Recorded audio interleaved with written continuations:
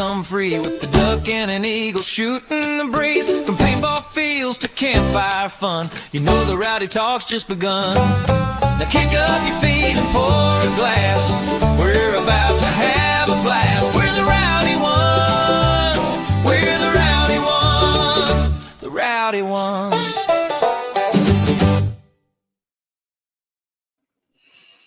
All right. Welcome back, everybody. Welcome back to the Rowdy Ones. Tonight we have a very special guest, Blake Yarber from Dynasty. I guarantee you everyone knows his name. So just an amazing player, competitor, just aggressive and amazing to watch on the field, and then just beyond lovable off the field as well. So Blake, thank you for carving out some time for us this evening. We're super excited to have you on, man. Yeah.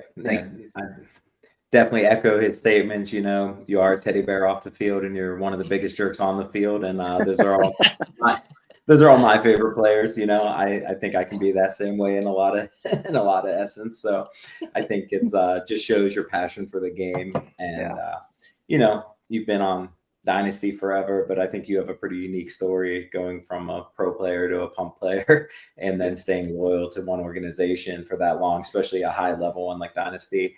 And then, you know, obviously you've traveled internationally everywhere. So I think you just have a really cool story to tell. You know, stuck with it. You know, you're getting up there long in the tooth too, but still haven't skipped a beat. And you know, you make ways for yourself and other like Brute, your sunscreen line. Like, I think that's awesome. Venturing out and shit. And it's like dual purpose, obviously. And we'll get into a lot of that, but I just want to thank you for being here as well. Thank you, gentlemen. Thank you. This is fantastic. You know, really nice things said. I am just a fan of the sport. You know, I love the sport, and I've had quite the journey to get to where I have landed.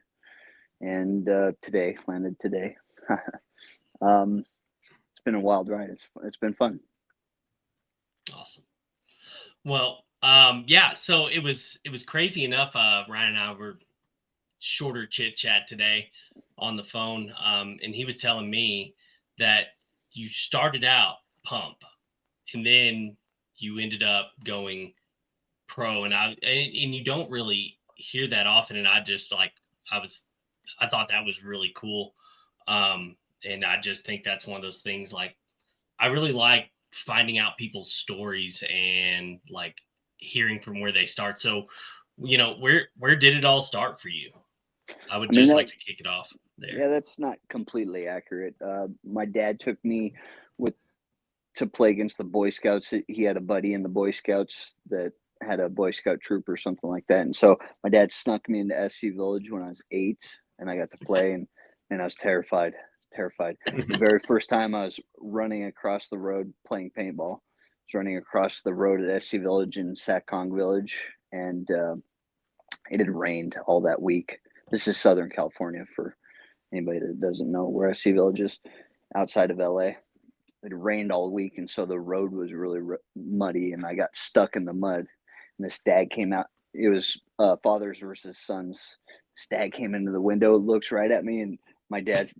And I only remember most of the story because my dad tells it so many times. But he says my dad is watching me run across the road, and he watches me get stuck in the mud. And then he sees this guy next to him come, look through the window, sees me, and just pumps me full of lead. But it shot me like right shooting ducks, man, sitting ducks. And it landed right between my legs, you know, in the golden spot, and so I fell face first into the mud.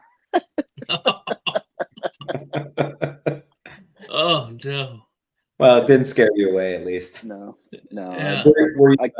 Were you an older looking 8 or a younger looking 8? Because me at 8, if they were trying to pass me off as 10 or 12, I would have looked 6. You know. Yeah. I can only imagine average or younger, because my nickname growing up at school, which I hated, was Skinny Bone Jones. So I was probably thinner than average. That's cool. It's memories like that, though. Like, honestly, it's vivid without you even giving many details. I picture you getting stuck in it like cement shoes and getting shot, falling over with your little Skinny Bones Jones frame, face first right into the mud. My Definitely. I forget what they rented at SC Village at the time. It was like a Sheridan pump was the rental Okay. gun, and I wasn't strong enough. I couldn't pump it, and so I got Yeah. to shoot my. Yeah, how funny is that? I got to I shoot just my got my dad's. daughter a Nerf gun, and she has trouble pumping it, so I'm always Ah, cocking it for her, you know? right. Yeah. So me and your daughter, we're pretty close. We're Yeah, always yeah. in need. But then I went from that was the first time I got pretty addicted, but uh, my my mom wasn't in love with the sport.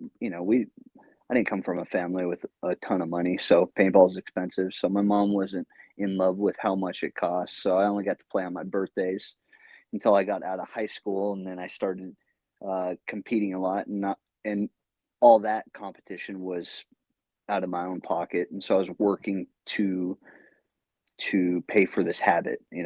Paintball then at that time was a habit, but it was an enjoyable habit. Yeah. It's probably a good habit aside from Yeah. I was spending way too much on It this. was a hobby that you were Yes, partitioning a good portion of your budget towards. right. Yeah, way more than I should have. But It's hard to say that though, because I mean, in a lot of senses, that's what got you to where you are. You right. know, it's at least your love for that allowed Mm. you to do it back then. That still, Oh, makes it worthwhile to do now. So I don't think it sucks spending a lot back then. And I think I grew up in probably pretty similar terms to you. And like, yeah, like I'd go out and play like some local tournaments here or there, but they were like cheaper than like a walk-on day is, you know what I mean? Yeah, But like, I had friends that had some like woods behind their houses. We did. So we'd go out and play games with, 20, 30 paintballs at a time. We'd really, nice, we nice. stretched the dollars pretty thin, but we were still out there, still, shooting at each other, crawling around in the woods, having a good time as Yeah, kids, that's great. hurting I each other. yeah, I'm so intrigued because it's a blessing that I've gone pro, but I've kind of detached myself from the lower divisions, and I'm intrigued whether or not there still are all those young gun tournaments and 3-on-3 tournaments that we got to play in mm. when we were It young. doesn't seem like it, and I think a lot of that is a lot of the fields have become more business minded. Back when like I was Hmm. growing up around my area, there was probably 12 fields, right? They were small, they were junky, they were random. Like now areas have one or two big paintball parks and they cater to I think bigger rec games and things like that. They still have some, like tournaments, like at least like locally when I started playing, there was no national like APPA documenting our statuses and stuff, right? So the local tournaments were just that anyone from the area could play locally. Uh, Outside of some pros and all Americans and stuff weren't allowed to play, but outside of that, like now it's all like, oh, locally you can play to Division 4 or this area you can play to Division 5, but it's all so organized. I don't think there's the same kind of infrastructure for that anymore. I'd love to see that come back. Maybe I need to do it in my area, Yeah, anyways. I think you're right because I mean that first taste of competition is huge.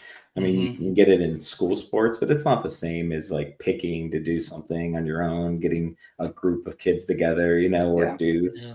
and going out and competing against people from all walks of life, and not just like kids your same age the next school over. So I do think it's a unique opportunity to grow and to really learn a lot about life. So I do think that would be a fruitful endeavor to bring back. It's hard because honestly, people want to talk about starting grassroots and building from the foundation up and getting younger players involved, and that's how you do it. But like Yeah. you are capped to the amount of the pool of customers around you, and that limits your growth of income, and spaces are limited. So I think it's trickier than it's made out to be. I'm sure. I think kind of like you're saying, you got to do it for not the profit. You got to just let these guys compete for, if someone's willing to donate some prizes, cool. But it's all about the competition, anyways. I think a feasible way to do that then for players like us that have stature, I bet we could get fields to donate like a day. So they're donating like one field for a day. And then we could like kind of set up the infrastructure for them to run it. And it would be like a day of giving back to kids and doing that. And that would be feasible because now the person who wants to do that doesn't have to own a field to make that happen, and the field is only giving up one field's worth of one day of profit to try to, really get repeat customers back. And it makes a ton of sense for them. And that's something that you could do over a lot of different regions. And now you're building an infrastructure of not only new players coming into the game, but new, refs and refs learning at a lower level and maybe falling in love with it that way. And families, getting used to their kids playing, and then maybe an older sibling or a dad or a mom or a sister wants to play. I do think that could have some legs. Mm-hmm. I think that'd be a really cool thing to see that come back. And I think it would just bring just a breath of fresh air. If it's especially something that's really in the sport right now. I think. And I'm sure there are areas where it's super prevalent still. I just can only talk, maybe I'm jaded in the same sense you are. And, we're only going to the bigger fields and we're not seeing what else is available, So I could be wrong and it might already still be there. I mean, thank God we're not seeing what's, the grassroots, because if we were going to these tournaments, we'd be twisted to be playing in these things if we were going there to play. For sure. Sure, we can go to help, but the play would be a little tough. This guy came. I think he was pro. He really beat us up. Yeah, but no matter what, when you're a kid that age and someone beats you up and they're older, they were probably pro. You know what I mean? How many of those stories have you heard? Oh yeah, this guy was pro. This guy was pro. Oh, was he? All the time. That's weird. Oh, you're pro. I knew a pro guy. Never heard of him. There's one time we had this guy. He was a university professor, and he was telling us how one of his students was a pro paintball player, and I was like, I doubt it, because I knew the area and stuff. He's like, no, he played for the Philly Americans. Mind you, this is while I was on the Philly Americans. I was like, oh, did he? I was like, what's his name? So we got to break that kid's will. I'm sure that guy wasn't too easy on him after that. I just don't really see the point in lying to juice yourself up like that. It's like, because now it's just all about the status and nothing about the process or like the fun of the actual, like none of us got into play pro. We got in because it was fun to shoot people and it was fun to play pretend war as kids. And then you learn the other aspects of it in the competition and the intricacies, and you create your own style. But that's not where it began, Yeah. For sure. I think that I guess talking about creating styles, like what was, so you played that like first time with your dad with a rental pump. You didn't play competition pump though? I thought you did. I did. But I was going to say, is this just a Legends Grows kind of situation? It sounds like that. Yeah. I went through the D3, and then we came up into D2 WCPPL. This was at this time it was owned by Mike Hinman. I guess it was always owned by Mike Hinman in this early days. And we grew up into Division 3. We were playing that, and then the team that I was playing with fell apart. They were younger kids than I was at that time. I had just graduated from high school, and so I was 18, 19, and the rest of my team was probably just going into high school, and they had a lot going on. I mean, I didn't play in high school because I had so much going on. So the team eventually fell apart. And at that time I had a girlfriend, and she was like, oh, you gotta stop playing paintball. And so I stopped for a little bit, and then realized, I kind of want to go back, that I really enjoyed the game for what it brought me. And at that time, a guy that owned the paintball shop, is what it was called, in Chino, California, Gene Stein, reached out to me, and he said, "Hey, I'm putting a pump team together to go run around and compete in all these pump leagues. Are you interested?" And so I got back into it via pump. Okay. Yeah. Gotcha. And so we ran around, and at that time, the Hinmen were a big team. Hitmen. Sorry. Hitman. Yeah. The Hitmen were a really big team, and they were really good. And Yeah, they we were. came in and kind of dethroned them, and that kind of sent I would guess that it kind of sent the paintball world or the pump scene into a shakeup, and then a lot of other teams started coming out, and it was grueling. The pump scene was just it's absolutely awesome. grueling. But it was fantastic because There's not many pump scenes like that. That's why I was man, always it's a intrigued bummer. by yours. It is a bummer. It was the same game, but with a quarter. I mean, I would shoot a case in a weekend at a tournament, maybe more. I don't know, but the cost factor was fractional, and it was the I same. think that Yeah, probably it was the same played game. I think it is different in the sense that I think it probably played a huge part into leading into the player you are now, as far as like your aggressiveness and your fearlessness, because pump can breed that, because there's just so much less paint in the air. You understand that people have to make their shots, and you understand like risk management and statistical advantages of making moves faster. Like I didn't really play pump competitively, but like that's the thought process I've always had in paintball. And I think you have it a lot the same way. And that's why I was kind of, intrigued about like how the pump to eventually playing on Dynasty goes. Because you never played on a pro team before Dynasty, correct? Never. No. Yeah, I didn't think so. And then, I went from pump, and then Mutiny, Indianapolis Mutiny, watched me play a couple pump. And actually, I played against them in Hawaii in a pump tournament out there. They were out there playing it. And so they asked me to come play an event with them, or join the team rather. And so I played one event with them. And we practiced against Dynasty. And so that's how I got a look from Dynasty. Yeah. I assume practice with them a little bit, then eventually jumped on with them for a point if they needed a body, and just kind of around them, or no, it really? was it was the stars kind of aligned. Practiced against them leading up to, it was a Chicago PSP event. It was the first time I ever played a PSP, and so I was going to play this PSP. We practiced against Dynasty. I had a great practice, but I got bunkered a lot by a lot of the Dynasty guys, which is funny to say that I had great practice, but I got bunkered by all of them. Usually means because you were in position, Yeah, I was charging. I was charging, just head down, going far. Your spider senses come later. Yes, way later. Yeah. Your understanding of timing and will to survive once you're in the top. Right. I could get there, but I couldn't stay alive. Yeah. It was brutal. But Dynasty at that moment, Yosh had broke his pinky. Oliver was kind of running around, trying other things. Mouse was playing with Arsenal. Dalton was playing with Arsenal. So there was this space, and they needed a player. And so they kind of knew me because I was friends with Rusty and Gator Glaze. Both awesome people. Awesome. Awesome people.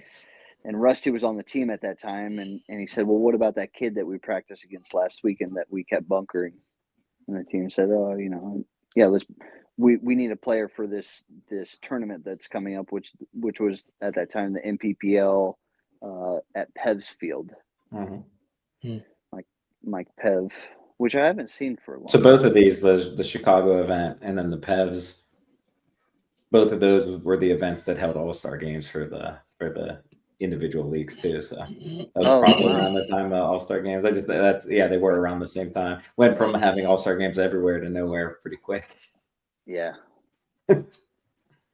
Yeah, I don't think I've ever I've played in an All-Star game in Europe, but never here in the U.S. Yeah, well, it should have had you on the Legends team at the ICC that one year, but we had tricky rules for that one. Haven't had a chance to do that one again. But our team did dominate on Alex's, so, you know. Nice. I mean, I remember watching it, but I don't remember exactly how it went. So that time in the PSP, that was probably when it was at Bolingbrook, like that super nice little park next to that water park, or no? Man, I don't even remember. Well, I'll tell you one thing I remember is where your pump legend grew for me was you didn't mute that, you just pretended to. I still heard the whole sneeze, Hal. Did you? Both of them. I tapped it. Blooper roll, clip it. Boom. but where the legend grew for me was when I was on Impact and we were playing the Valken Cup. So Valken did this tournament for 50 grand, but you had to play like, I think it was 10 man, it might have been 7 man on like these huge fields with like tanks and houses and ravines. That was one tournament. Another tournament was just like 5 man, kind of like what we play now. And then the last tournament was a 5-man pump tournament on the airball fields. And on Impact, we would have won the event had we just not been god awful at pump. And Dynasty ended up winning, taking home 50 grand. And everyone, like, I remember J-Rab being like, well, it's not fair. He grew up playing pump. He's been doing this. He competed in pump. And meanwhile, you know, J-Rab, one of the best players who's ever done it in my book, you know, he and JC went, I think, that entire pump tournament without shooting someone. I don't even know if J-Rab was able to figure out how to shoot his pump gun.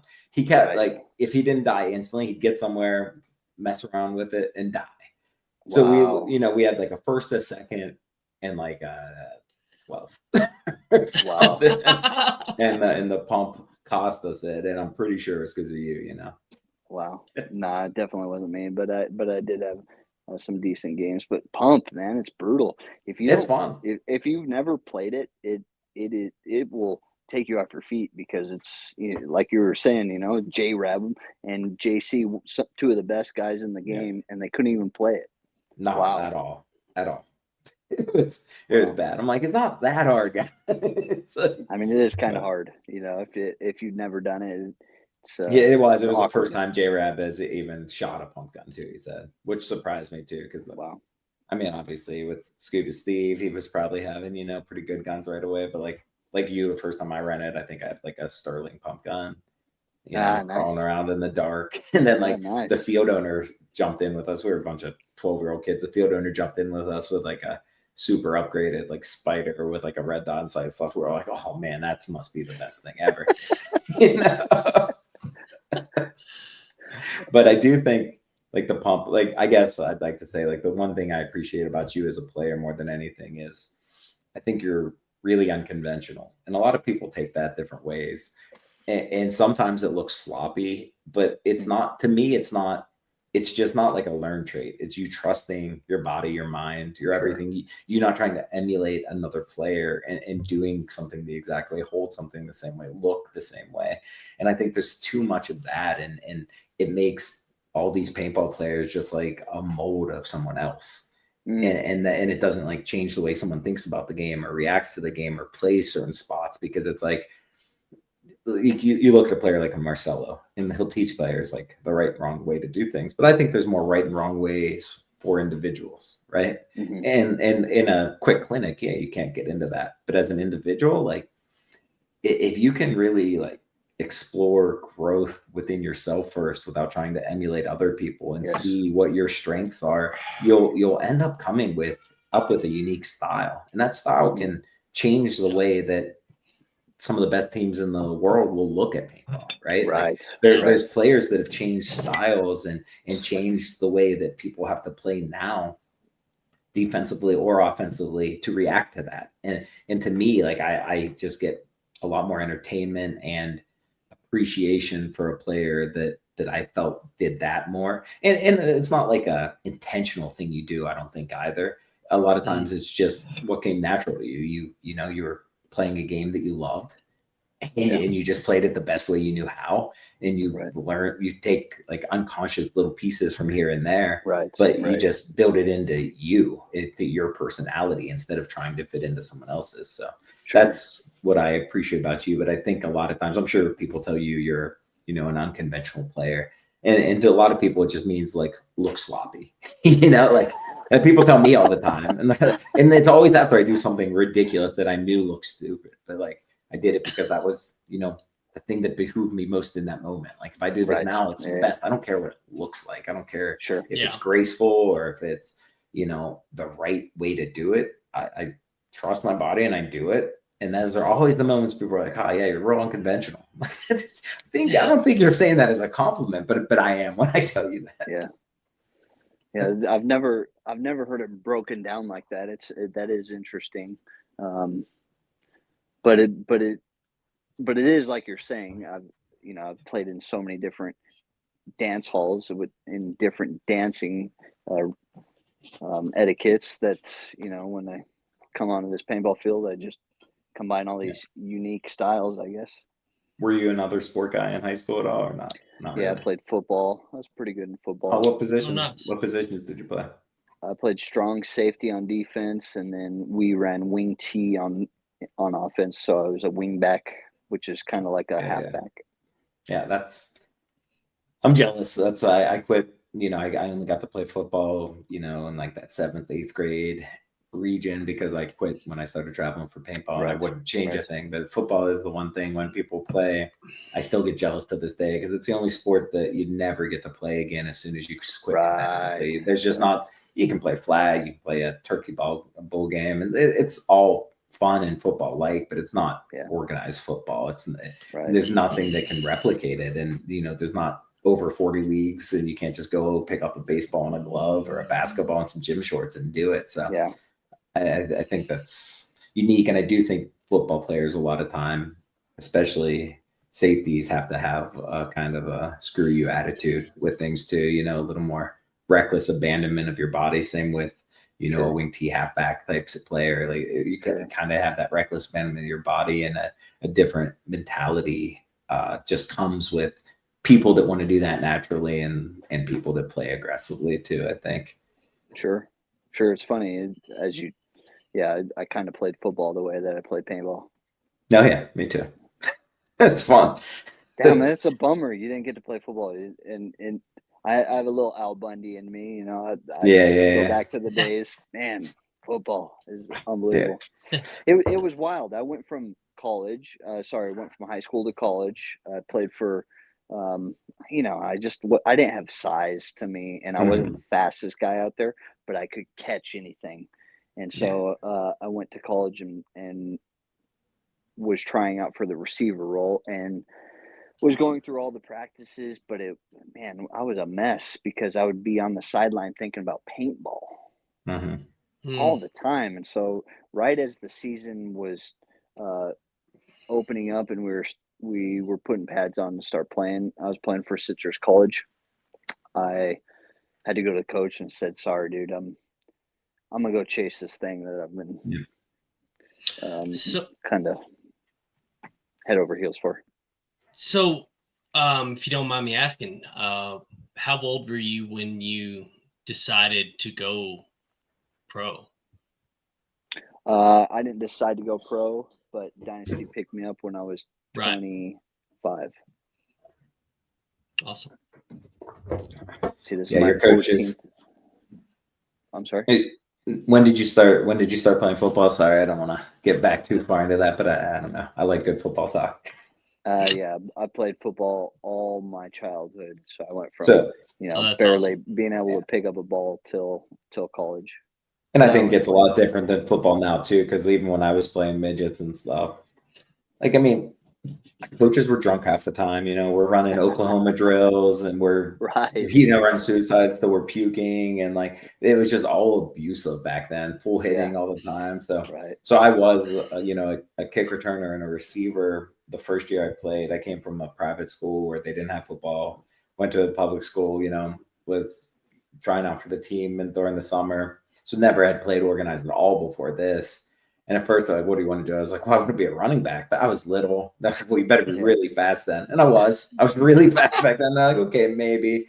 Ended up kind of settling into a receiver role and a kick returner, punt returner. The day before our first game, we were doing Oklahoma drills. Super muddy day. I slipped, kind of landed on my wrist. big fat lineman landed on top of me, snapped my wrist. So I had to, Dude. get that casted, and I played the rest of the season that first year as a safety. So I got to learn how to hit people. I see. Right.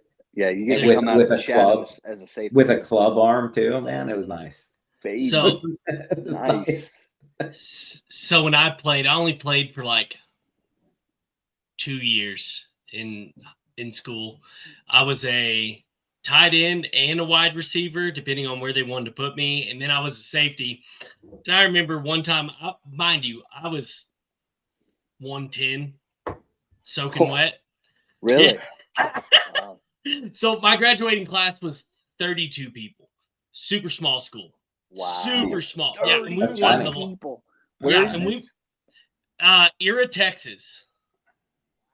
Wow. Is in In Era, Texas? Texas. Yeah. Crazy. It's a Wow. rural community school. And so we were actually, at the time, we were one of the largest graduating classes out of that school. K through 12 is on one campus. It's all together, like elementary, junior high, high school. It was all together, right? What, you So- probably only had 3 classrooms. Pretty much. But anyways, I remember I went out. I was in 8th grade. I was playing. I was like, all right, we're doing this thing. I was out there, and this guy gets past everybody, and I'm playing safety, and I'm just like, man, this is a big dude. I was like, oh boy. And I am like sprinting at him. I grab him. I get a hold of him. I hit him. He is dragging me down the field. I'm holding on to him, just like riding along. And I go to the coach. I was like, I don't think this spot's for me. I was Leverage out. It's all where you hit them. Yeah. dude, I graduated 135. I You was should have just 135 thrown pounds. yourself at his legs and got tangled in there. Dude, you I was know? on his legs. I hit him in his waist, and I slid down. I was like holding his feet, getting kicked in the helmet. It was a great time. It was awful. I don't know if anybody can dodge a shoestring tackle. Nah. You just touch shoestrings and people fall. I mean, I get it. We're running around on some of the most uneven ground, playing competitively for a long time. Don't really fall too much, but every once in a while I trip on a little piece of gravel. So same thing, Yeah. That is true. That is true. One thing I thought was really cool for me last year. So many people, and I know on Dynasty you guys didn't have the year that you would want or that people expected, and actually you might have the year people expected because people really, I felt like, were kind of counting you guys out after you had some roster changes last year, and I think on Heat we were in a lot of a similar situation. But I told people last year, I was like, well, I think it makes you guys in a lot of ways scarier because it's going to give you a lot of opportunities. I think I thought about it a lot in my career because I do think I'm a lot the same way. But I wonder sometimes when I saw, in my opinion, you getting underutilized, like why that is and stuff. And the more I look at it from a coach's perspective, it probably is harder to play players that use their instincts more than a system a lot. And I'm not saying you don't play within the system, but what I mean is like you're looking for opportunities, you're allowing the game to flow and kind of take you where it's meant to go, not like forcing your way into like a preset, container. Yep. And as a coach, it probably is hard because you're like, yeah, that worked, but it shouldn't have worked. Because you're not seeing the timing issues and the things like that, all the, the invisible side of paintball that's there, the little things that, you're calculating without even knowing you're calculating. And as a coach, if you can't explain that and you're not feeling all those same inputs coming into you to make that output, it's like, did he just get lucky? Did he get that? And I do think a lot of times, more unconventional, instinctual players are harder to coach. But to me, last year, I saw it as like a player like you getting a lot more opportunity. And a lot of people will say it's like, oh, yeah, those players need more reps to be good. A lot of players will always say like, no, I need reps to be good. No. Anyone plays better with more reps. Sure. That's not what it is. What it really means is you should be able to play really good the first time you go out, or the last, but statistics start coming into play, right? And I think you're a player that, might make 2 mistakes, but have 8 good points. And I'd way rather have a person like that on the field. Right. Now, if you're not playing as many points, now that's a 25% chance you go on the field that it's a bad point instead of just like a neutral point. But I'd still rather take the upside. But I do understand where it's harder to coach. But I did think that was like a really, an interesting facet for you guys going into last year. And I thought you had a really good year. I still think, I think due to necessity, you're a versatile player and you can play different positions. So you kind of, I think, are probably, fill into where you're needed more than maybe, bullying yourself in the spot that you'll do the best in, because, you need 5 guys across the field to have the best spots for them. So if that means someone's in their 3rd best spot, so someone else can be in their best spot, so be it, right? And that's how you build a winning team. And I think that happened to you some last year, but I did see I thought you played extremely well. I do think the times when you're playing up the center and it's more chaotic, or it's a side that you can bully people a little more, I think you're even more effective. And if I was coaching, so hopefully, Spica and Junior aren't listening, but they're both great minds in paintball. But I do think sometimes using you in those more bully potential spots would benefit the entire team more. Because it's not that you don't do the other things well, it's just that you do those things extraordinarily well, and not everyone does. Right. So what do you think? How do you approach? I mean, it's funny. Did you just fit in, or?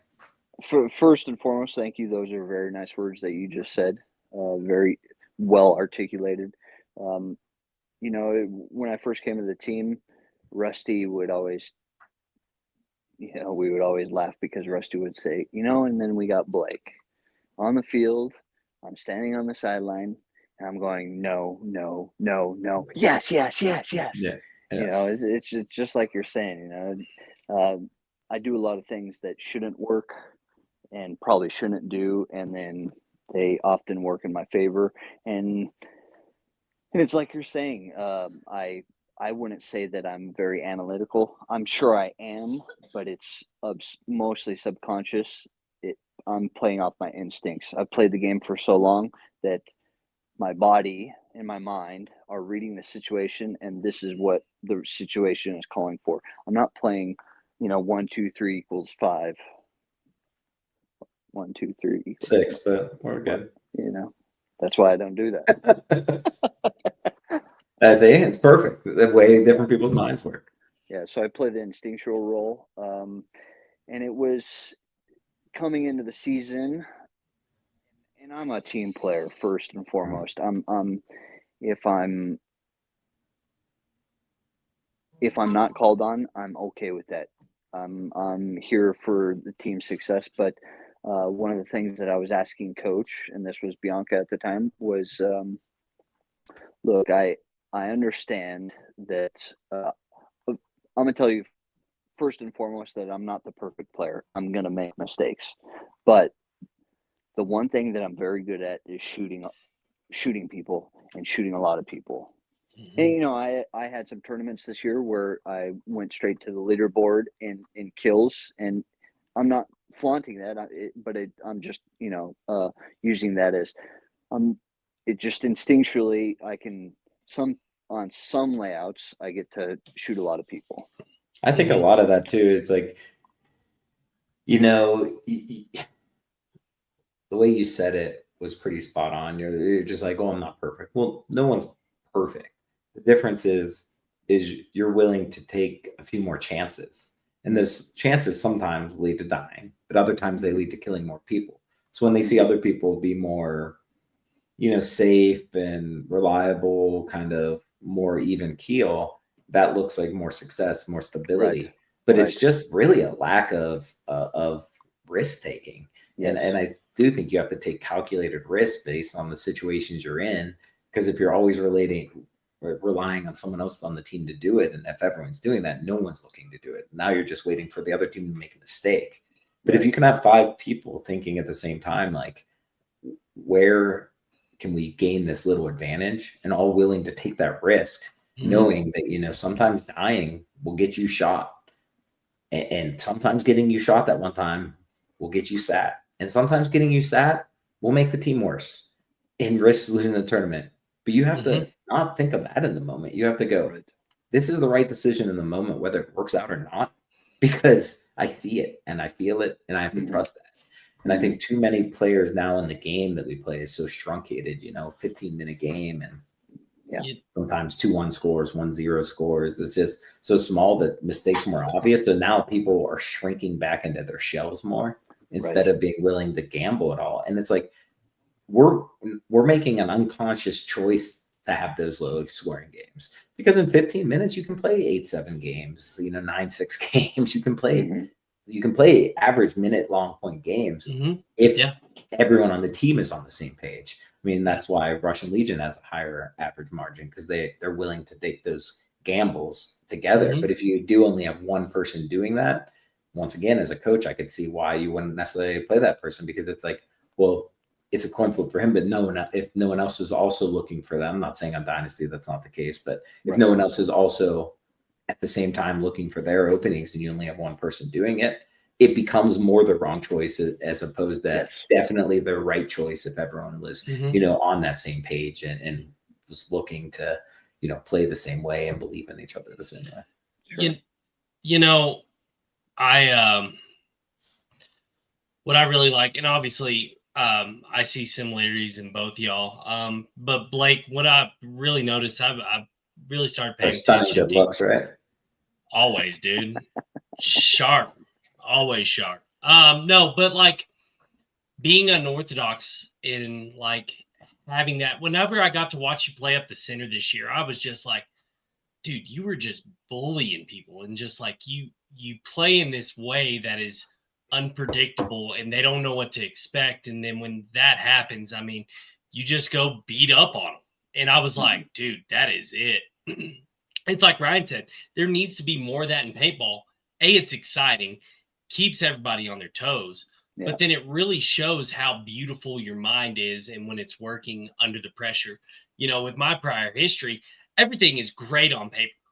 And this is what I've learned: if it's great on paper, it sucks whenever you go to execute it. Interesting. Like it is the absolute worst. I would much rather see players be like, cool, this is the baseline, but it's like y'all do. Y'all are like, y'all get creative with that baseline and y'all make it into this full piece of art, and you just go execute this plan that you don't even know what it's not even really a plan, right? It's just this thing that it's like Ryan said, the moment's right, you feel it in your bones and your heart and your mind, and it's like you just have that spider sense, right? Yeah, it becomes artistry. You're making something in the moment.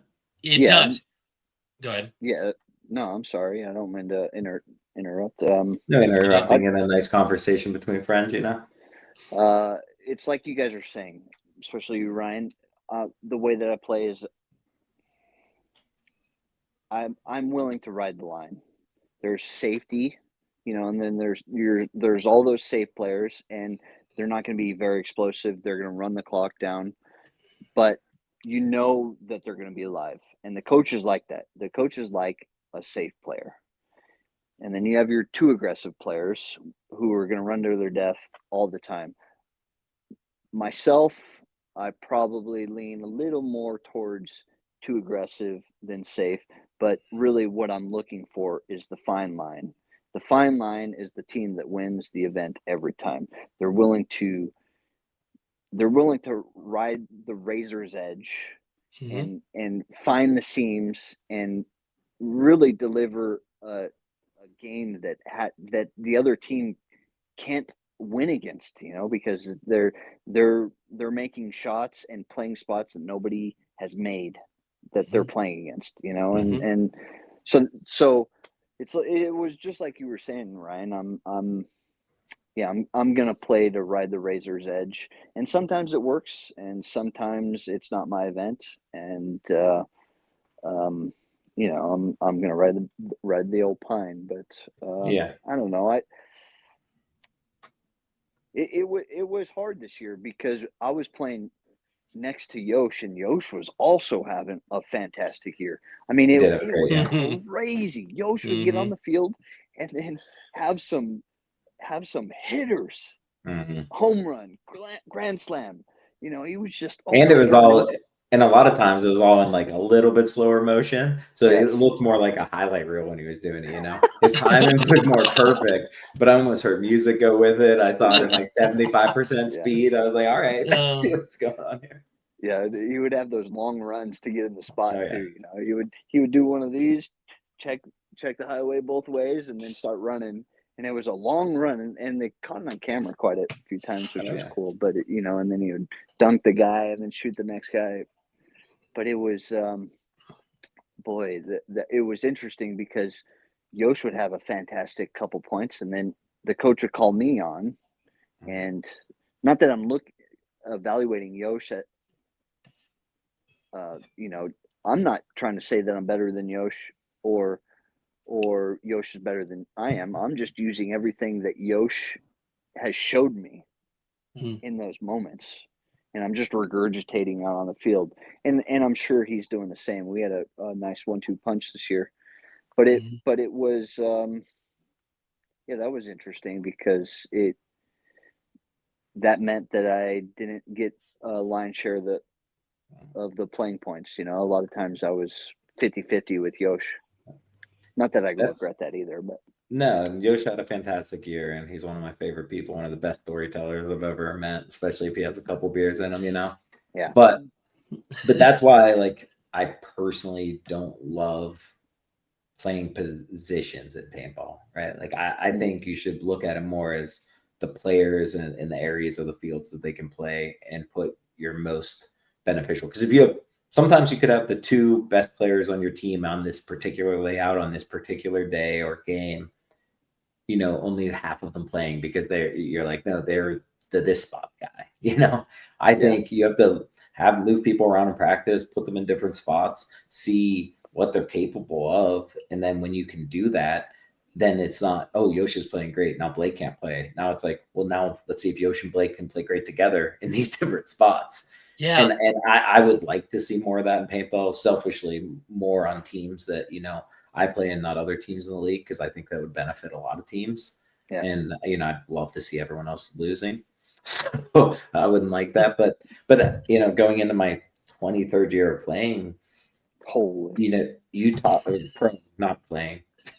uh, Yeah. Wow. you talk about you know, that's the way you like to play, riding that fine line. That's when everyone's playing that way. Those are the teams that win. But I look at it, you know, from a simpler aspect. I just look at what I think is harder to play against. And I think Right. the easiest thing to play against is those no mistake players who aren't gonna break something open in a way that I don't expect. Hmm.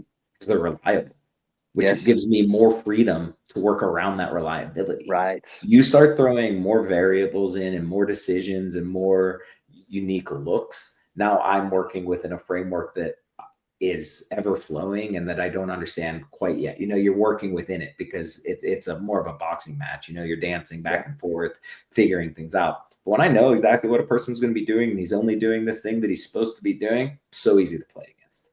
So that's Yes. the way I always look at it. It's like, man, if I've been playing this on pro and I think these are the hard teams to play against, these are the hard players to play against, then and a lot of coaches now come from, you know, well-established pro careers. I don't understand the disconnect from what a coach sees the way I feel. Mm. Yeah. It was when we had Skinny Kevin on Dynasty as a coach. Skinny Kevin was, when he first came to start coaching us, he had a little more. He had more balls. You know, he was willing to lean into, some wild cards on the bench, Mm. as in myself. You know, like you're saying, you know, I'm not predictable. I'm not predictably safe. But and so we had a lot of success when Skinny Kevin first came around. But then I felt like he became too reserved. He just went back to playing the bodies that were going to be safe for him. Well, you guys went on such a ridiculous run too. Golly. And I think sometimes that's just as the slide that you take unconsciously as Right, well as a right. coach, because it's like, we've been winning this much, we've been winning this much, and then slowly what got you to win starts getting removed, but you still have the confidence, so you still keep winning. Right. But then all of a sudden that confidence flounders a little bit, Mhm. and now you're not doing the same things that you were doing before. So now it's Sure. even harder to get that confidence back as a Hmm. team. I think that's how I see teams lose it a lot. It's like, this got us here, but then that slowly erodes away. Confidence holds you up like a life preserver until that's gone, and now you're left with none of it, and you have to build up something completely new from the ground up again. Yeah. And I guess where I was going with that was that the coaching in this game is often very safe, Mhm. but I see a lot of success in coaches that are willing to lean into some of their instinctual players, and the first guy that really comes to mind is Micah from Uprising. They've really had a transformative year last year. Mhm. I mean, they've always been really a great team, but last year they really had a fantastic year. Yeah. And I saw Micah leaning into Nate Schroeder a lot. Nate kind of plays like Yeah. you and I, Mhm. Ryan. He's And you just saw when he's been on some other teams, he hasn't been utilized that much. People Right. kind of wrote him Right. off for being done, and now on Uprising, he's a top player again. It's weird Yeah. how that works. That's strange. Yeah, but I I appreciate that he's willing to have some balls, some I do cojones, and too. play the guy. Yeah. Yeah, they're always the players that coaches talk about when they're not on their team, talk about how much they like players like that. And then all of a sudden you see a player not getting utilized under that same coach that would have, praised them like a season Yeah. earlier. It's very strange, but I do like seeing him have success after, it looked like he wasn't enjoying paintball anymore. I do agree with you that, coaches taking risks, but I also think a coach has to work within the framework of the abilities of the roster that's around them too. And they're not all like that. And you say like using your unpredictable players in that way, but I think it would benefit a lot of players to use like their predictable guys in unpredictable ways too, because that's the most unpredictable thing you can do. It's right. Yeah. That person knows how to play paintball, but if Right. you, it's like on Heat a lot of times, Sam would have 12 pods on his back, and we'd still send him to the snake because if he was the only one lined up over there and we didn't have, Chad or me or Ronnie or any of the snake guys lined up over there, Fedorov, everyone's like, they're not going there. And he would make it, 90% of the time. So I do think there's a lot more mind games that coaches could play within the entirety of the way they coach. But also I think it's that it all comes down to feeling like you can't because the games are so low scoring, but that's a chicken and the egg scenario to me. Sure. Like we're coaching to play that way and then playing that way because we're coached that way. Yes. But like what came first? Could that just change? Like, Yeah, it's a shame to see all these low scoring points. Yeah. they're stressful too when you're yeah. not on the field, when you are on the Oh, field. A couple years ago, we had that game against X Factor. We went 15 minutes no score. Where we went 4 minutes Overtime. and 6 seconds, or 4 minutes and 56 seconds into the overtime to score to win 1-0. Yeah. World Cup. Stupid. Wow. It was at World Cup. Stupid. What, 2 years ago? 3 years Maybe ago? 3, 4. I think it was 3. Man, you guys had such a dominant World Cup. You won those 2 back-to-backs, and then the one before that. 17, we played okay, but it wasn't that great. I think 18 and 19, 18, we really were on an upward progression the whole time, gained our confidence, and it definitely helped having aggressive layouts where, I thought Ryan did an excellent job coaching, particularly in 2018, because he let us, kind of use a lot of our own judgment on the box. And he gave us like, a system to play within, but it was more of a see it, take it, off the break, anything. It's just like You didn't play it. know the basis of where people are going, but that's Yeah. all changing. And that gives you as a player so much more confidence to know that you're doing what you wanted to do and not what it's just that instant confidence. And yeah, those were good World Cups, and I think it hurt us as a team a lot. A lot of people will say, you get complacent as a good team, you get this, you get that, and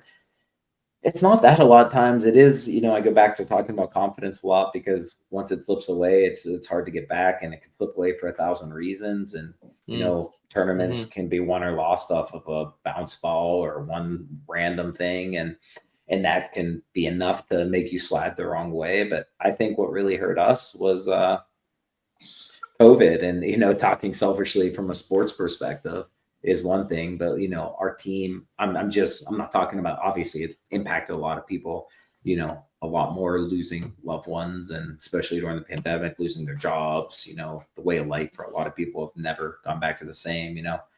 Tim Montressor passed from it. There's a lot of things, but from a team aspect, I mean, it took all of our momentum and our confidence away. And we're not a team that was local, right? So we can't get together, we can't do things. So when you're talking about not being able to play with each other for a year, everything that we did was now gone. And and it was just, to other teams they still have to play you with the same fervor. So it's not like, but it's what made it special was gone, because it was just such a big gap.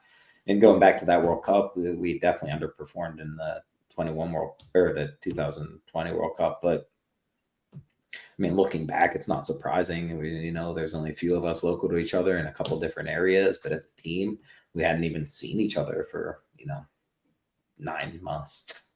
Yeah. And then all of a sudden you do bad, and now people talk about you differently, do this. Every person on the team has different motivations, different things. And then now that's slips a little bit. And then, we make changes. That's why I always think it's weird that coaches aren't more aggressive in it too. Because when a team makes changes, I mean, the coach is always the first to go, right or wrong, because it's easier to change one coach than an entire roster of players, So as a coach, you're almost on a shorter leash already. So might as well play the way you want to, Yeah, right. and at least when you go out or don't go out in terms, as far as like based on your decisions and not based on fear. But we made changes, brought more all-stars in, won early with Todd, and then we haven't won now in multiple years. And people will say it's because some people are old or slow or this or that or not passionate, but that's just not how it is. It's just you go through funks. I mean, I literally heard people saying the same things about Dynasty in 2015, and 10 years later, they've now gone on the best run that's ever happened in paintball for a pro team, or like the old guys are still playing some of their best paintball they've ever played. 10 years later. Yeah, and it's not that. It's just it's a struggle and a fight, and the league's competitive, and there's a lot of good players. And if everything doesn't go right, and a lot of the things are in your control, but if everything doesn't go right and everyone's not on the same page, and you don't have that special feeling before you play games, they're all a struggle, right? Yeah. If you don't have that special feeling. Ooh. Yeah. And sometimes it's close to being, there. And sometimes I've seen teams get worse by picking up a better player. And I've seen teams get better by picking up a worse player, because it's just that's a piece of the puzzle that made everyone, react differently to each other, listen to each other a little different, just have, maybe it's just the person who's not negative. So now everyone's more positive, like not even talking about paintball. There's so many little things that can change it. It's not that the players don't care anymore. It's just that, the system for that group of players isn't working anymore. And that happens. And it's, when Fedorov, last year, when, he wasn't going to be part of our team anymore, a lot of people were like, oh, Fedorov, he's washed up, he's old. So I was like, no, he's probably going to play some of his best paintball he's ever played, because he's going to be in a different situation and he has to prove himself again. It doesn't mean that he wasn't motivated on our team, but it's a little different when you're hearing those things in the background. So that's why one of the reasons why I'm so excited about this year, because I think there's been so many changes in those middle of the road teams that anything's possible. We all get the chance to do so. Like every group is a different look. And knowing that one piece can change everything, there's a bunch of different pieces on this. So some are going to go great, some are going to go awful. But right now is the time of the year that we can all look and all see potential in it. And you know, for our team, I feel that way, and I'm sure you do with your team. I think I'm curious to see how that dynamic works. You know, I talked to Tom Ford a lot this offseason, and he's very excited to be a part of it. You know, he's a steward of our game. I love Tom Ford in a lot of ways, but makes your roster interesting. I mean, you guys got a deep roster in a short game now, and I've played on a lot of those, and they're hard because you have certain guys on the team are team players, right? And they'll buckle up and they'll do whatever for the team whenever they have to, and even if they're not playing when they should be. But you have other players that eventually, if they're not playing, will become cancerous. Yeah. And if everyone is doing both of those things, then it gets tricky. And it's like it can work out perfectly and it cannot. And I'm very curious because I think on paper you guys are definitely a more talented team this year. And it's, you know, it's not always the way it works out. So always wish you the best. You know, you guys. Yeah, thank you. Yeah, we picked well. up some big shooters. You know, are they going to come with the fervor that they had on the other side of the barrel or not? I think Amaro is one of those players. I mean, he's one of the instinctual, you know, careless in the outside looking in sense, but like very aware of the way he's playing kind of players that I enjoy. So I think he's a good addition, but that takes special coaching now because it's, you know, you, him, all play the same position. That's not, you know, 3 people for one spot. It's like, do you move them around? How do you utilize them? And I'm sure it's something you've thought about because I think, you know, like we talked about, like sometimes I'm not saying you're misused, but you're wondering how when last year, this year is going to be a little more complicated in a lot of ways. Yeah. Well, yeah, no, we have 12 rostered. It's a massive roster. It is exciting though when you get to like, there's enough of a turnover where it's going to be a whole different feeling on the team. You know? Yes. Because like a group of people together makes like one feeling. You know, it's one vibe that's happening, and a different group is a completely different vibe, whether you're part completely. Of it or not. Yeah. And then you really gotta avoid the clicks when that happens. You know, especially when it's teams merging, because that's the easiest time for clicks to happen. Yes. Yeah, I think we got Joe Barrett. Joe Barrett's great about breaking up clicks. I've never seen it done, but I just knowing the guy, I can imagine that's the way it would go about. Yeah, if makes he's sense. Around. Yeah, definitely. Yeah, I'm excited you guys got Mikey back though. I think that's he's another player like that. He's a brute. He's a brute. I loved Mike on the team. I was sad to see him go. You know, when he left, he said, you know, that I don't foresee this being my last day in Dynasty, and of course I prayed that, but I'm glad to see him back. He was one of my favorites. I mean, all the guys on Dynasty. I think that is important in the success of the team is that we all really look up to each other, as you guys did. And you do. You have to look up to, but you know, we have a different group coming into this year too, so you have to grow that again. But you know, like you said, you like everyone, but you definitely, you know, enjoy certain aspects of certain people more than other aspects. You know, you try to spend more time or sit closer to some people at dinners, and you know, watch shows with some people at night. It is a constant battle of, you know, making sure you're respecting your time and giving yourself a mental break from the team aspect because you need that, but also building that team at the same time. What happened to Bird? Is Bird sticking around? No, I think he was pretty much over it. Wants to at least take a break for a while. Yeah, that's too bad. I mean, he was a great player too. He was. Great coach. He was a great player. He's one of the few players I've ever seen not have much confidence and be good. That's a very unique combination for me. You know, a lot of times people are overconfident or unreasonably confident, but he always either played it down or wasn't. But he always could, I think, outperform what others expected, and maybe even what he expected. Hmm. Yeah, he was good. Yeah. What about you, Hal? Did you play a lot or I'm just a pit guy. big guy?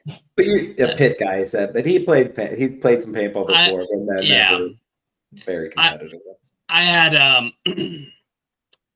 I had my other journeys in life that I did and never got competitive in paintball. I think it would have been fun if I stuck with it. I think what I did is a little different from paintball, but some of the things were similar enough. Like he's gonna be coy and shy, but he was a professional wakeboarder for a while, but he also was a very good skydiver, from base jumps to wingsuits to all that. And he's pretty accomplished in the world of extreme sports, even though it wasn't from paintball. So he had his other avenues for adrenaline that were a lot more dangerous than what we do. I mean, that's all you got to tell me is that you went to the highest form in whatever you're doing. I'm so blessed in achieving this paintball game and going pro in it, because it showed me that, dude, anything is possible now. Yeah. And it puts you around so many other people that have that same mentality. Yeah. It's people that also achieve their dreams, and so people that you can't tell something's not possible to. Right. Yeah. 100%. I think it's a pretty unique opportunity. That's why I don't understand that people give up sometimes. Like I'll give it up when I don't love it the same way, or if I'm not good enough. Not yet, Ryan. Not No, yet, no, Ryan. no. You're still Well, too good, dude. I still love it, and I'm still pretty okay. So. Still pretty okay. Dude, you have one of the best shots in the game. That's a sneaky shot. That's you're one of the only people that knows that, Blake. Everyone else likes to think I don't do it much because I don't, choose to do it that much. I can't figure your shot out, because I play the game with a big rifle. I'm running down the field with the longest gun that I can, and you play the game with a gun that it's not that small. You're 10 years ago, I was using a 45, but yeah, it's not that small. It's impressive. It's impressive. A lot of people, just don't see that side of my game, because I do play the percentages more. I don't think a gun battle's worth it unless I'm down in bodies or down in positioning, things like that. But I think that's all comes from, I've spent, 28 of my 40 years of life with a paintball gun in my hand more often than not. So it's just, it feels natural. I've shot regular guns since I was probably 5 years old. It's shot, longbows with my dad since a young age. Those are all things that are kind of instinctual, but the things that are in your hands more become a part of you. It's just an extension of you. So it doesn't matter if you pick up a different one or a different model, or it's shooting a different velocity, because you've done it all before. You've had it all in your hand. You understand the paint's always different. You just adapt to that and trust it, which is why I think my shot looks ugly sometimes, but it's usually fairly accurate. I don't think it looks ugly. It's just unconventional in my game. Yeah, exactly. Same. What going back, what was the gun you loved the most? I like that. Mine was my old 68 Automag, and I loved that gun, dude. If I could go back and play once, it would be with that Automag. Man, I love that thing. I have a couple different answers. I never actually got to play with an Automag, which is sad because I did. I think they were so far ahead of their time for their size, and like everything else back then was, the shoebox shockers and things like that. But I've played the majority of my paintball career, from the time I was just turned 15, smart parts / DLX teams. So I'll give an answer in a couple of different ways. Probably my favorite gun of all time was probably my Spider Compact B that I got at Christmas in 1997. Because it was that was the gun that was my first gun, and back then I got to upgrade everything on it, doing my own things. I painted it, it's the gun that I probably spent the most time cleaning and taking apart and reminiscing about. It wasn't the best shooting gun I ever had. It didn't even shoot well, probably. But so then I could go to say like, man, when the '03 Shocker came out, it was automatic size but shot super soft and light. That was a game changer. When the first Lux came out, it was the same way. And the Lux Ices shot so smooth. So I find something I like about every gun, but I don't have too many, like, I can't look back at one and say like this was definitely my favorite. Like, I like the Nasty Impulse was the first one I was privately sponsored by, so that's cool in its own right. The NXT Shocker, the Octane one from Badlands in Canada, like I designed that one for them. So I like that one because I got to make it exactly like I wanted it to look. But outside of that, like I always do a custom anodizing now. So there's all of those have a special meaning to me. I keep a lot of those. But I try to like guns for a period of time and forget about them. Like as soon as the new model comes out, I'll get my gun. I won't use another gun unless something happens until the next one comes out. So many players change guns a lot more often, but I do like it to become like a part of me and know that exact gun. I always found it strange when players could switch on a whim. Yeah. So what about you, Blake? What's your favorite? My Automag. Automag? Yeah, it was my first gun, similar to Ryan, I knew where that paintball was going to fly.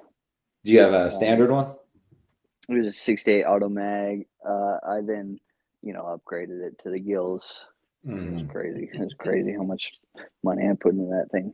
Do you have any of the Smart Parts splash kits or magic boxes or anything? Or what style of upgrading did you do? What was your company back then? This was way later, but I put like I think they called them the Lara body or something like that, which was made by I don't remember. It was an aluminum body. Yeah. But I remember. That was cool. I remember when I had my Spider, I would always be still looking at paintball magazines, and everyone had like the ads back then. It was like 888 paintball with all their packages. So I would just look at other guns I'd want to buy. And I know mini mags were never popular, but man, those black Teflon mini mags just always look so, to me. It's a gun I should probably still get to this day because I liked it that much as a kid and never used it. Right. Yeah. That'd be cool.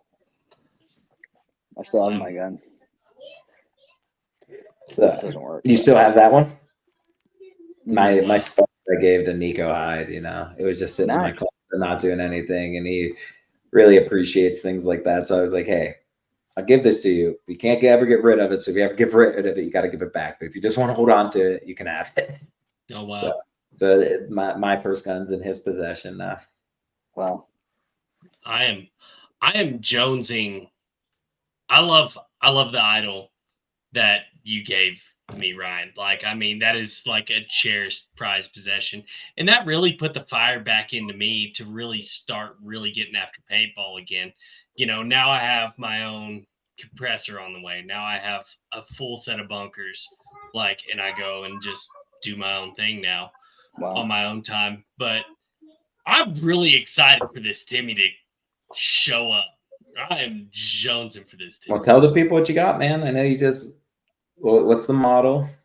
2K5 alias. So you got a 2K5 alias. He has it up with Tyler Bear right now, getting a custom anodizing on it. So it's gonna have a fun little toy to get back. Supercharged LPR, supercharged HPR. Heard all about the superchargers forever. I was like, you're not gonna notice the difference. I'm excited, dog. It's gonna eat. It's gonna be stupid. It's just gonna be.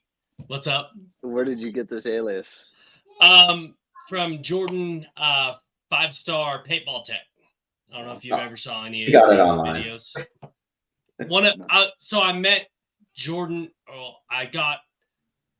Tyler put me in connection with Jordan. Long story short, I'm a big fan of, I love D-blades. I loved watching those things rip back in the day. I never got to own one. And I bought a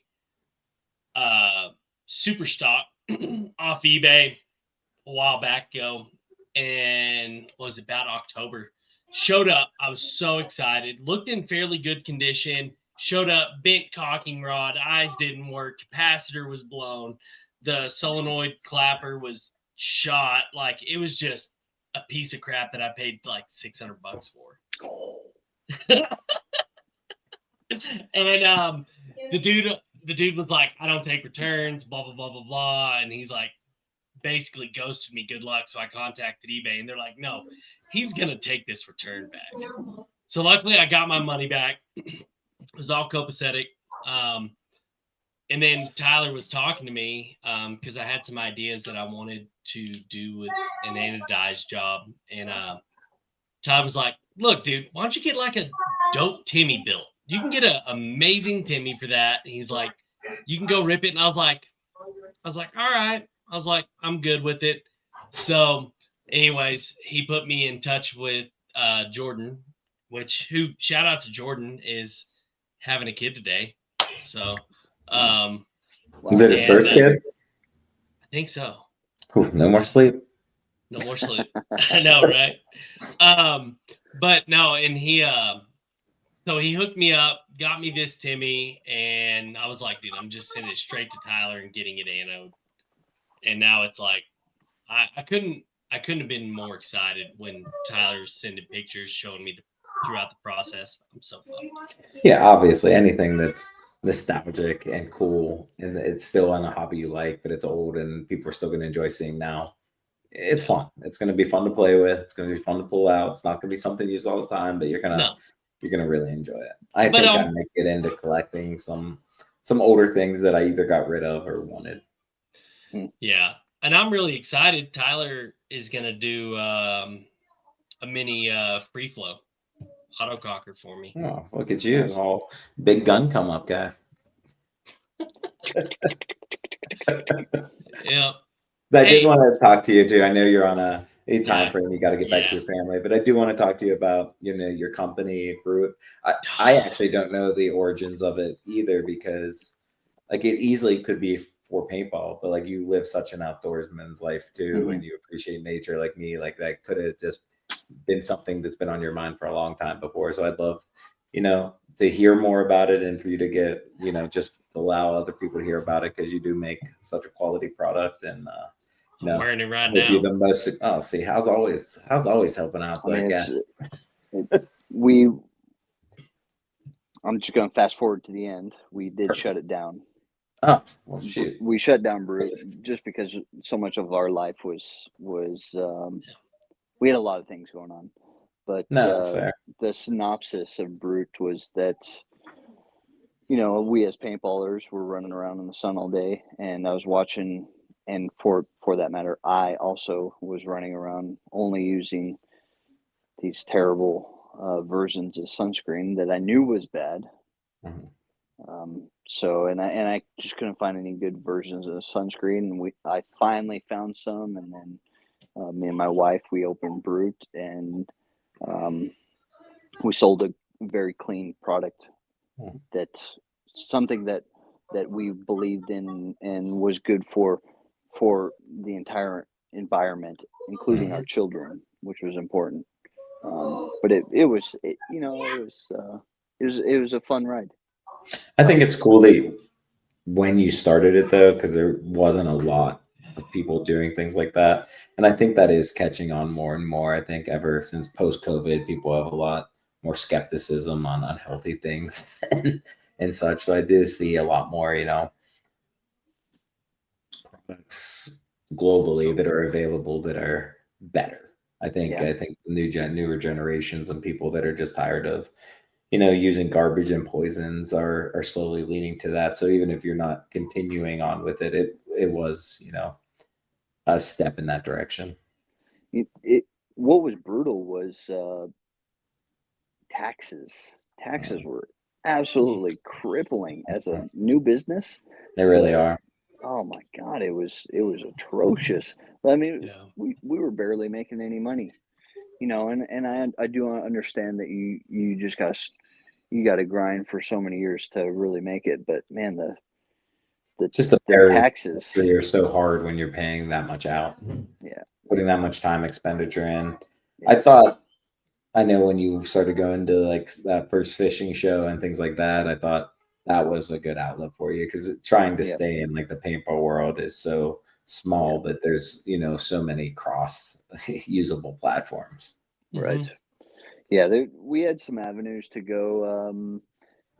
We had a in with frisbee golf, and that was looking Oh very wow. promising, but just life took Yeah. a turn, and Well, I would love so to we shut hear it about down. like yeah, how you come to that decision because obviously the amount of time and energy it takes from putting an idea from your mind into reality it's a lot. It's Yes, excruciating, right. it's hard work. Mhm. So it's Yeah. like how did you balance that choice to keep running it when it wasn't being fruitful for what it was or it had run hmm its course versus shutting it down because that's still something that you obviously put so much time and energy into starting that you know people are always going to come across these decisions in life whether it's you know starting a Mhm. business ending business whatever there's hard decisions that take hard answers and it's not always the first thing you think about. Right. Yeah. The reason that we shut it down was that the road forward was so drastic. The view, looking at it was so drastically steep to get to where we needed to be that we had to make the harder smart decision and just pull the Mhm. plug. Um, I'm not I which was extremely difficult because I'm not a quitter kind of guy. Yeah. I'll Yeah, I don't look at I'll that as quitting. That's just choosing where to put your time. And it's not like it's like, oh, was my only business I'm ever allowed to have, or my only product that I'm ever allowed to have. Yeah, I mean, Yeah. it was pretty simple though. To answer your question, it we just weren't making enough to make. I mean, we were we weren't making enough to really cut bread. So Yeah. it was an easy decision. Yeah. Makes Well, sense. I'm gonna say Brute Bomb is like the best. Like, and I'm so bummed because it is the best beard oil. And I will tell you, I flipped it over, right? Someone told me they're like, oh yeah, Blake Yarber makes a beard oil. You should try it out. And I was like, oh yeah, I'm always down to try it out. I got this big thing hanging off my face all the time. I'm like, yeah, I'll try it. And dude, I fell in love with it. And I flipped it over the first one I got and I read it and it was like good for chafing, this, that, beard oil. And I was like, okay. And I literally I had a bad chafe one day and I put some on the raw spot and it was like gone the next day. I was like, oh my gosh. Like this thing's a miracle worker. Yeah, It's like it was amazing. it's just simple. We as humans we're very simple. Um, It's weird. We like Oftentimes, whatever. clean, simplistic Yeah, products. right. Yeah, I mean, Crazy. I think we had 10 products in that beer balm, and they were all natural, and They are, they're yeah. good. And the reason that they work is because they work on every part of your body. Mhm. Yeah. Yeah, I'll be honest. I have that good Mediterranean skin, so I don't burn too often. So I never had to use your sunscreen, but I know every time I was around everyone's always using it in the fields. Yeah, I should have got a hold um, of the sunscreen. My ginger ass is always burning. You look yeah, burnt now in the dead of winter. you do. You do. He does look a little red. He always looks red. I mean, laugh too aggressively. That's why. Look at his cheeks; they're getting Nah, shinier and there's no redder. such thing as a too aggressive laugh, dude. No, That's there my isn't. I kind of love guy. it. I love it. uh, Still give him a little but shit over it. but I want to be respectful of your time because I know you got a family. Both of y'all have families, right? And I know it's later where y'all are than where I'm at. Ryan, is there anything else we want to touch on, or do we? No, I think we can always have Blake on in the future because I know a lot of stories. Even times we've had together, and Yes. I think there's interesting stories to players that are willing to play internationally too. And it is a blessing to play internationally, but you experience so many different things playing with different teams from different areas and doing Mhm. things. I'd like to get into some of that with you, but we can definitely do that at a later time. Would Yeah. love to. Like you said, Would I'm love to. not going anywhere. I know you're going to be playing for a long time too, and we can end on that note. Yeah, would Cool. love to tell our Bilbao story. Oh yeah, for sure. But bow. You go to Bilbao. I go to Bilbao. We all go to Bilbao. Oh, What a story. And we'll leave it at that. Yeah. Well, Blake, thank you so much for coming on. Thank you for blessing us with carving time out of your night for us. Thank your wife too. Yeah. You know? Oh my gosh, I got to meet your wife in Cincinnati. Amazing, just such a kind person. I still remember in Europe when you showed me the ring, you know, before you got engaged.